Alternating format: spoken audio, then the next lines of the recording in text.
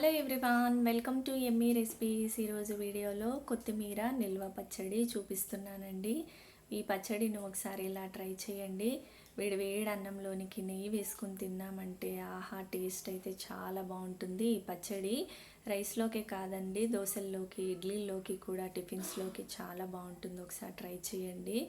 ఈ పచ్చడి కోసం నేను ఇక్కడ 2 స్పూన్స్ ధనియాలు, 2 స్పూన్స్ శనగపప్పు, ఒక హాఫ్ టీ స్పూన్ మెంతులు, 2 స్పూన్ జీలకర్ర, 2 స్పూన్ మినపప్పు తీసుకున్నాను. ఇంకా ఈ పచ్చడి కోసం ఒక పెద్ద నిమ్మకాయ సైజ్ అంతా చింతపండు తీసుకొని వేడి నీళ్ళల్లో నానబెట్టి ఉంచాను.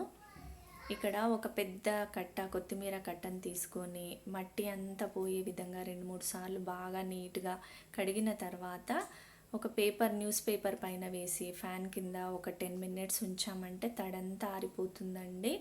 ఈ కొత్తిమీరను ఇలా పెద్ద పెద్దగా కట్ చేసి ఒక ప్లేట్లోకి తీసుకున్నాను.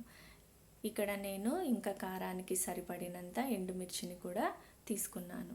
ఇప్పుడు స్టవ్ ఆన్ చేసుకొని ఒక ప్యాన్లో 1 స్పూన్ ఆయిల్ వేసుకొని ఇందులో మనం తీసుకున్న ఈ పప్పు దినుసులన్నింటినీ వేసుకొని లైట్గా వేయించుకోవాలి. మాడిపోకుండా మంచి సువాసన వచ్చేంత వరకు వేయించుకొని ఈ పప్పు దినుసులన్నింటినీ ఒక ప్లేట్లోకి తీసుకొని చల్లారనివ్వాలి. ఇప్పుడు ఇదే ప్యాన్లో ఇంకొక స్పూన్ ఆయిల్ వేసుకొని మనం తీసుకున్న ఎండుమిర్చిని కూడా వేసుకొని ఈ ఎండుమిర్చి కూడా మాడిపోకుండా దూరగా వేయించుకోవాలి. ఇలా వేయించుకున్న ఈ ఎండుమిర్చిని కూడా ఒక ప్లేట్లోకి తీసుకొని చల్లారనివ్వాలి. ఇప్పుడు ఇదే ప్యాన్లో ఇంకొక స్పూన్ ఆయిల్ వేసుకొని కట్ చేసుకున్న ఈ కొత్తిమీరను కూడా వేసుకోవాలి.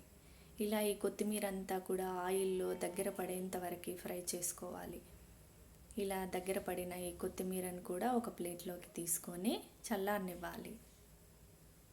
ఇప్పుడు ఇవన్నీ కూడా చల్లారిన తర్వాత ఒక మిక్సీ జార్లోకి ముందుగా ఎండుమిర్చిని, వేయించుకున్న ఈ పప్పు దినుసులన్నింటినీ ఈ జార్లోకి వేసుకోవాలి. ఇప్పుడు వీటిని మెత్తగా గ్రైండ్ చేసుకోవాలి.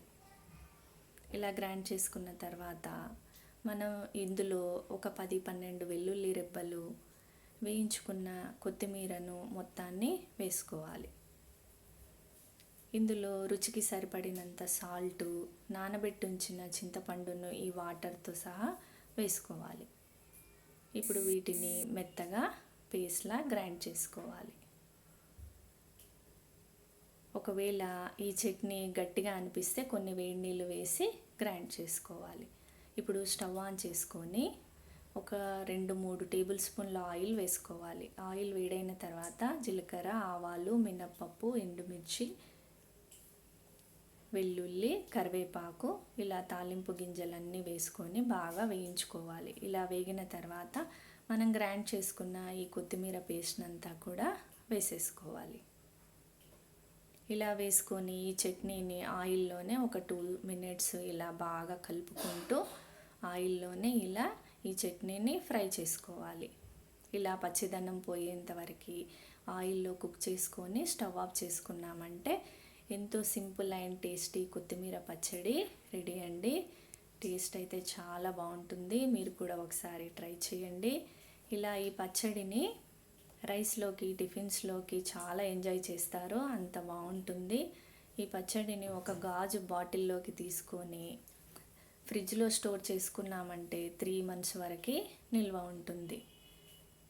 మీరు కూడా ఒకసారి ట్రై చేయండి. మరి ఎలా వచ్చిందో నాకు కామెంట్ చేయండి. వీడియో కనుక నచ్చినట్టయితే please like, share and subscribe. Thank you for watching.